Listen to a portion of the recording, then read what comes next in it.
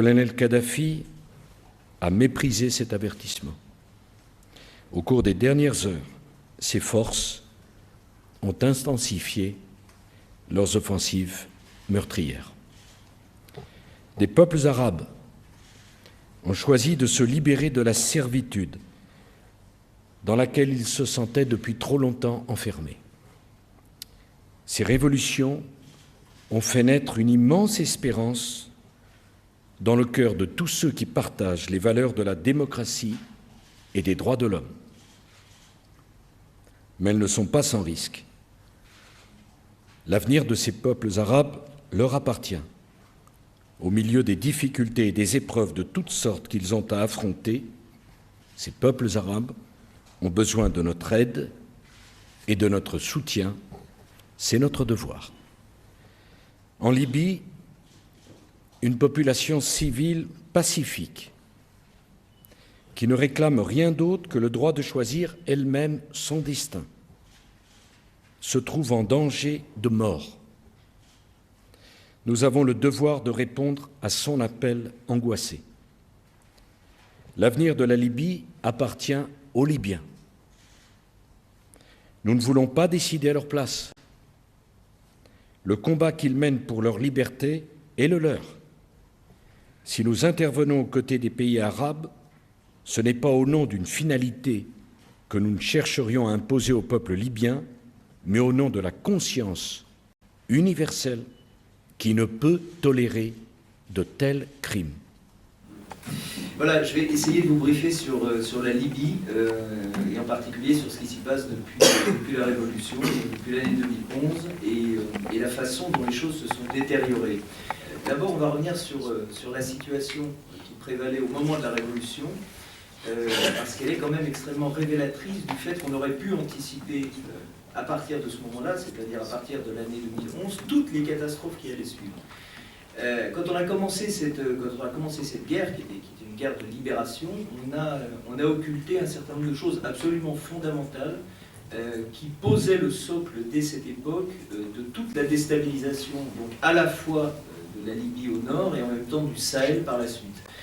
La première chose, c'est qu'on a assimilé trop vite le conflit libyen au printemps arabe. Le conflit libyen n'avait strictement rien à voir avec le printemps arabe. C'était pas la Tunisie, c'était pas l'Égypte, un pays qui tombait comme un fruit mûr, etc. C'était une guerre de tribus. Donc on a essayé de faire croire qu'il y avait un soulèvement massif contre Kadhafi en Libye, et en l'occurrence, ce n'était absolument pas le cas. Les brigades, plutôt les tribus de Benghazi, les tribus de Cyrénaïque, vous avez les Ouaghir, les Baraïssa, etc., toutes ces tribus ont été historiquement mal aimées de Kadhafi qui jouait en permanence le jeu tribal, et ce genre de clash, comme ceux qui sont arrivés à Benghazi en 2011, était récurrent à travers l'histoire du règne, entre guillemets, de Kadhafi. Quand on s'est empressé de rentrer dans ce conflit, qui était un conflit local, on a immédiatement assimilé cette guerre à une guerre de libération. Alors, après, les faits, quand on les analyse clairement, démontrent qu'en l'occurrence, toute cette hypothèse est erronée, puisqu'on a mis quand même, si mes souvenirs sont bons, 8 mois pour faire 1000 km avec les sous-marins nucléaires américains, avec les avions de chasse français, etc. Donc en l'occurrence, il y avait clairement une grande partie de la Libye qui soutenait Kadhafi parce qu'il avait extrêmement bien joué le jeu tribal et qu'il était beaucoup plus populaire en Libye qu'on veut bien le croire, comme il suffit aujourd'hui de le regarder et de le constater quand on se promène dans le pays et quand on interroge un petit peu les gens sur la situation aujourd'hui moins à chaud. Donc on est rentré dans une guerre qui n'avait pas lieu d'être, parce qu'il n'y avait pas de soulèvement massif, et surtout on y est rentré absolument n'importe comment.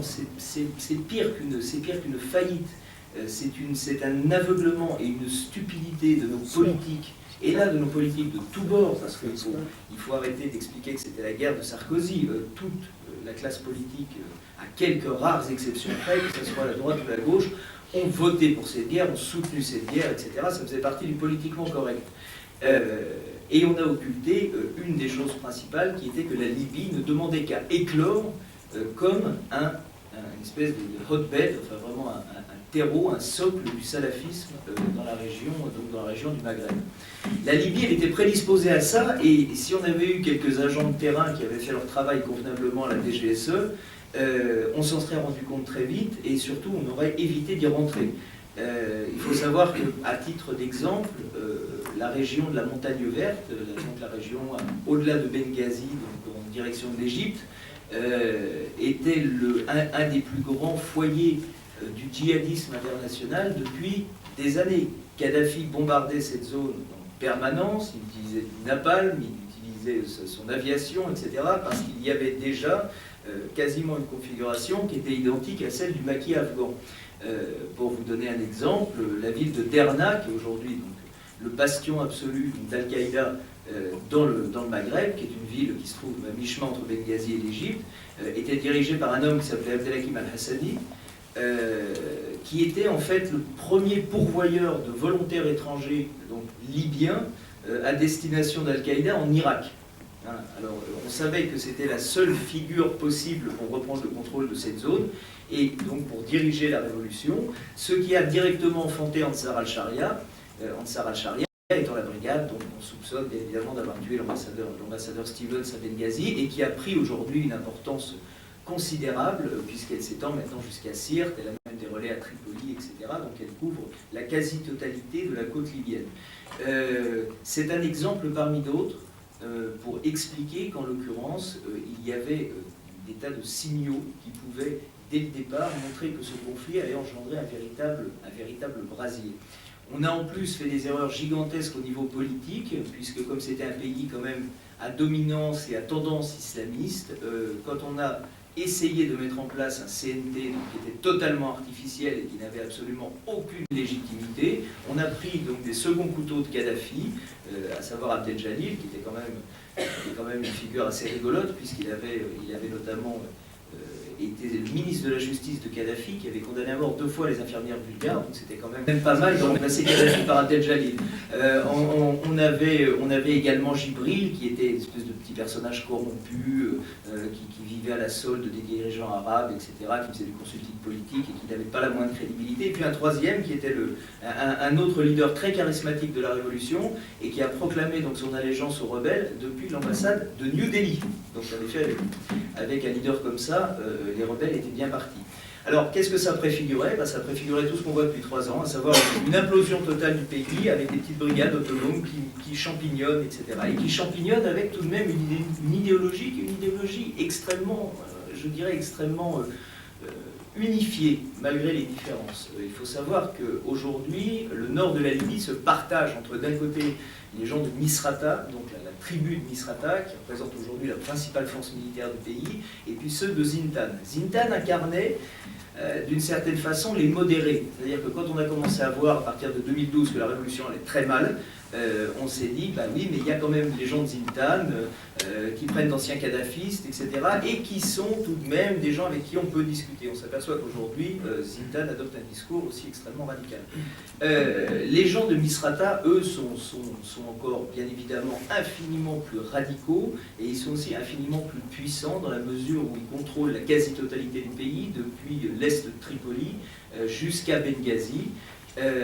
Et ce sont des gens qui sont bien évidemment implantés dans toutes les brigades islamistes de la côte.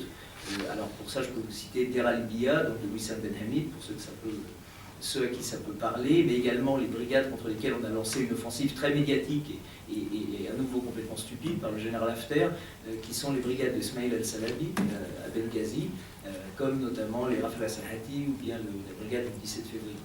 Donc, dans tous les cas de figure, on se retrouve aujourd'hui confronté à des interlocuteurs qui sont tous à dominance et à discours salafistes. Ce sont les seuls aujourd'hui qui disposent d'une réelle puissance militaire à travers le pays. Un autre point qu'on n'avait pas vu, c'est que le sud du pays, le sud de la Libye, était un rempart. C'est-à-dire que Kadhafi, avec ses défauts, avec, ma foi, sa gouvernance extrêmement autoritaire, avait réussi à établir un véritable pilier dans le Sahel.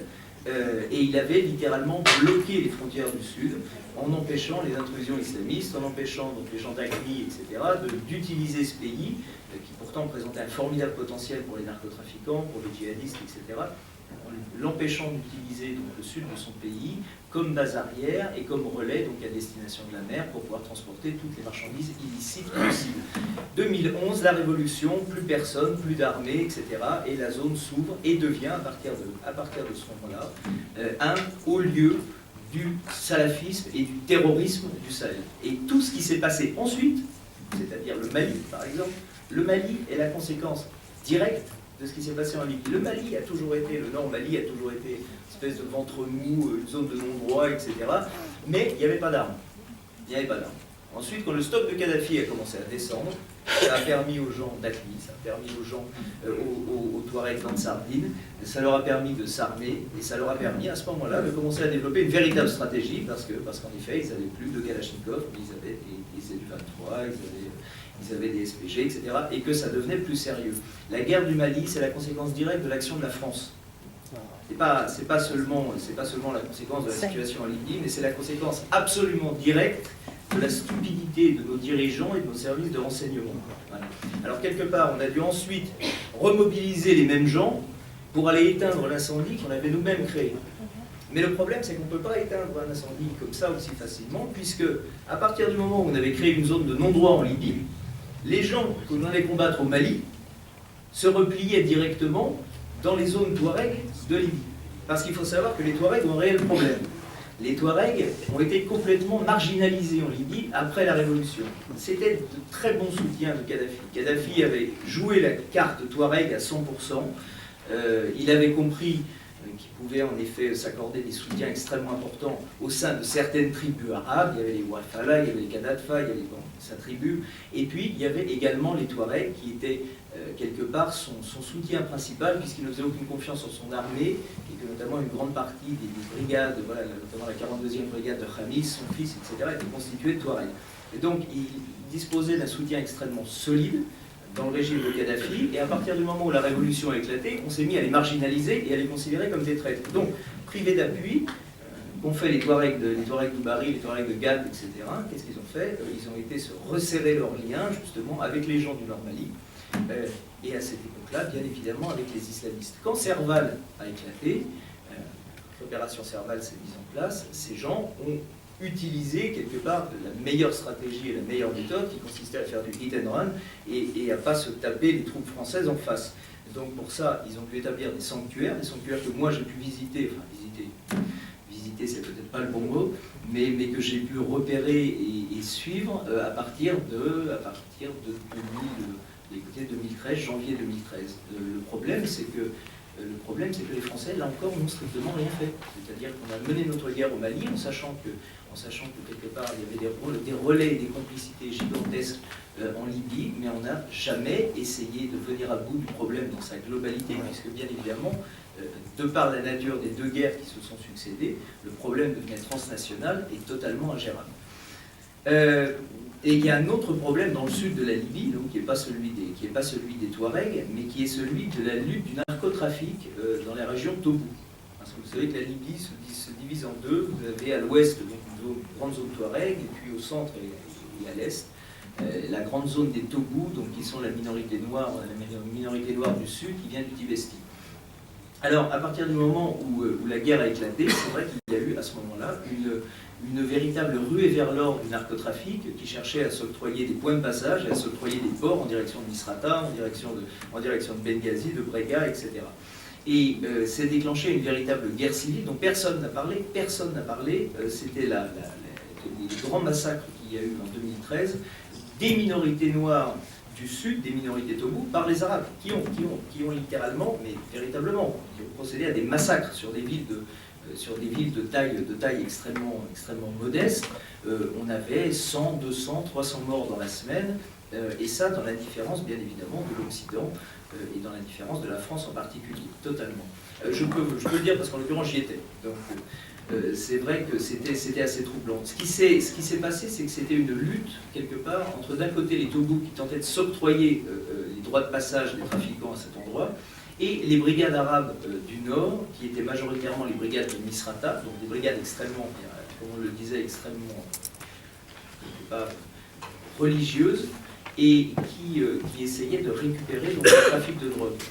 Ils y sont finalement parvenus, puisqu'aujourd'hui, on sait que des gens comme Wissem Ben Hamid tiennent entièrement la filière de Koufra, donc la filière qui se trouve proche de l'Égypte, qui remonte ensuite sur la région de Benghazi, et qu'ils l'ont fait avec, bien évidemment, la complicité des narcotrafiquants du Sahel, qui sont en l'occurrence les katibas djihadistes, donc comme aujourd'hui Ansari, le Bouchao, AQMI, enfin de ce qu'il en reste, certaines brigades d'AQMI, etc. Et puis simplement des bandits du Niger qui travaillent main dans la main avec eux. Donc quelque part, il y a un étau aujourd'hui qui est en train de se resserrer en Libye, entre d'un côté les islamistes du Nord, qui sont les gens directement liés à Al-Qaïda, dans la région de Benghazi, dans la région de Derna, mais aussi maintenant dans la région de Tripoli ou même de Sirte. Et puis dans le sud, toutes les brigades, quelque part, extrêmement agressives, qui ont réussi à passer la frontière et qui remontent graduellement à travers le désert pour encercler ce qui peut rester de Libye, si toutefois il reste quelque chose. Et quelque part bloquer toute velléité possible de reconstruction nationale et puis d'aspiration démocratique. Donc on est aujourd'hui dans une configuration où on a un pays qui sert de base arrière à tous les terrorismes. Le terrorisme du Sahel, au terrorisme de Syrie, puisqu'aujourd'hui le principal point de passage pour amener des armes, pour amener du matériel, pour amener des volontaires depuis l'Afrique, c'est la Libye. Je peux vous dire personnellement que quand j'étais il y a peu de temps chez Jabhat al-Nusra en Syrie, invité par un émir de Jabhat, et j'ai pu présenter notamment des brigades de Muhajirin, ce qu'on appelle les Muhajirin, qui sont extrêmement aussi radicaux, et les Libyens foisonnent, c'est-à-dire qu'ils sont partout. Les Libyens sont émirs, les Libyens amènent des armes, etc. Donc, quelque part, on a créé aujourd'hui une véritable Somalie aux portes de la France. Voilà, c'est aux portes de l'Europe. De l'autre côté de la Méditerranée, on a créé un foyer d'islamisme, un foyer de terrorisme qui métastase graduellement et qui crée de l'instabilité, à la fois chez ses voisins, quand même la Tunisie n'est pas épargnée, à la fois en Égypte et puis bien évidemment à la fois dans le Sahel, et qui aujourd'hui métastase jusqu'à la Syrie. Ce qu'on aurait pu faire, vous savez, généralement c'est le genre d'exposé qu'on essaie de conclure comme ça, qu'est-ce qu'on aurait pu faire? En l'occurrence, on aurait pu ne pas y aller. Elle est simple, mais je pense que c'est probablement la seule option sage qui s'offrait à nous. Alors aujourd'hui, maintenant, les mêmes qui ont décidé d'intervenir à tort à l'époque en 2011 disent qu'il faudrait y retourner. C'est-à-dire qu'il faudrait aller dans le sud et puis il faudrait comme ça combattre les foyers du terrorisme qu'on découvre alors qu'ils sont là depuis des années. Il faudrait combattre notamment en zone Touareg, etc., la région d'Oubari, la région de Ghat, le Djebel Kakous, donc qui sont des montagnes très poreuses avec l'Algérie et dans laquelle vous pouvez regarder les types. Vous arrivez au marché de Ghat et vous voyez les mecs arriver dans leur 4x4 sans plaque, etc., et qui arrivent directement d'Algérie, qui arrivent directement du Niger par la base du Salvador, etc., et qui viennent faire leurs courses, qui viennent acheter de l'essence, etc., et qui sont armés comme s'ils étaient en plein cœur du Nord Mali. Donc, voyant tout ça, on se dit maintenant il faut y aller. Mais ce qu'on ne comprend pas, c'est que dans ce cas-là, on va encore jeter une tonne d'essence sur le brasier, puisqu'en l'occurrence, c'est le seul moyen, quelque part, aujourd'hui, de fédérer les Libyens. Le seul moyen qu'il y ait une union sacrée aujourd'hui en Libye, c'est pas autour d'un leader charismatique, c'est pas autour d'une idée forte, parce qu'en plus la Libye, en tant que telle, n'existe pas, c'est une pure création occidentale, c'est pas un pays, les Libyens ne se sentent pas libyens, on peut leur faire chanter l'hymne national 10 fois par jour. La Libye, c'est 2 ans de règne d'un roi, après ça, ça a été, enfin avant plutôt, c'était une domination italienne extrêmement brutale, l'Empire ottoman à l'époque complètement éclaté sur la zone libyenne, et puis ensuite c'était 42 années d'abrutissement, quelque part, avec un dictateur qui était quand même un dictateur assez sanglant. Donc, l'idée aujourd'hui qui fédérerait l'ensemble du pays, ce serait celui d'une intervention occidentale. C'est-à-dire que si aujourd'hui on rentre en Libye au nom d'une guerre contre le terrorisme, là oui, en effet, on fédérera tous les Libyens, mais on les fédérera contre nous. Voilà. On ne résoudra rien, mais on les fédérera contre nous. Donc, qu'est-ce qu'on peut faire aujourd'hui? Je pense qu'il faudrait s'appuyer sur les quelques foyers qui restent, et qui sont des foyers précieux, parce qu'ils sont rares, et ça pourrait être notamment les Toubous de Libye, qui sont les gens que j'évoquais tout à l'heure, et qui sont les derniers à ne pas être extrêmement compromis avec les brigades djihadistes. Les Toubous ressentent l'invasion arabe de façon extrêmement forte. Ils essayent quelque part de repousser cette invasion salafiste qui déferle sur eux depuis le nord, cette invasion djihadiste qui déferle sur eux depuis le sud et depuis l'ouest. Et il cherche à préserver une identité qui est celle d'un islam beaucoup plus modéré, un islam soufi avec une espèce de nuances animistes, etc. Et c'est des gens qui, quelque part, s'interrogent sur le fait que les grandes puissances occidentales n'essayent pas justement de collaborer avec eux pour essayer de mettre un terme justement à ce grignotage permanent des factions djihadistes et des factions islamistes radicales dans le pays. On ne le fait pas. Maintenant, au niveau du Nord, c'est vrai qu'il devient extrêmement difficile de trouver des interlocuteurs qui soient des interlocuteurs valables et crédibles, puisque quelque part les derniers, entre guillemets, pro-occidentaux sont totalement incapables de faire le moindre mouvement, parce que c'est un panier de crabes, parce que bien évidemment à la moindre collusion avec l'Occident aujourd'hui, un dirigeant politique ou même un dirigeant militaire risque sa vie, et on fait un très mauvais pari en essayant de soutenir Haftar, qui est le général qui essaye de mener aujourd'hui une offensive contre Benghazi, parce que pour les Libyens, ça n'a aucun sens ce qui est en train de se passer. On est face à quelqu'un qui essaye quelque part de flatter l'Occident dans le sens du poil, qui a très bien compris comment ça marche, qui dit qu'il mène une guerre contre le terrorisme, etc., et qui replacarde ce qu'avait placardé Sisi à l'époque du coup d'État en Égypte, qui replacarde ce qu'avait placardé CNN à l'époque des attentats du 11 septembre. Le type a très bien compris la com, mais il n'a strictement aucune légitimité, et même s'il devait reprendre en effet le contrôle de Benghazi ou de la Cyrénaïque, ça n'ira jamais plus loin. Donc, quelque part, je pense qu'aujourd'hui, pour la Libye, il faut opter pour une stratégie de containment, c'est-à-dire simplement de blocage, et se dire que, essayer d'éviter que ça métastase. On ne peut rien faire à l'intérieur, et peut-être en effet, verrouiller davantage les frontières, et essayer de parler aux rares interlocuteurs, notamment dans le Sud, qui pourraient quelque part nous aider, à la fois en termes de renseignement, à la fois en termes d'intervention opérationnelle, mais malheureusement, ce n'est pas le cas. Donc on est véritablement sur une extrêmement mauvaise pente. Voilà, c'est à peu près ce que je peux vous dire pour faire un petit briefing rapide sur la Libye. J'espère que ça vous a éclairé.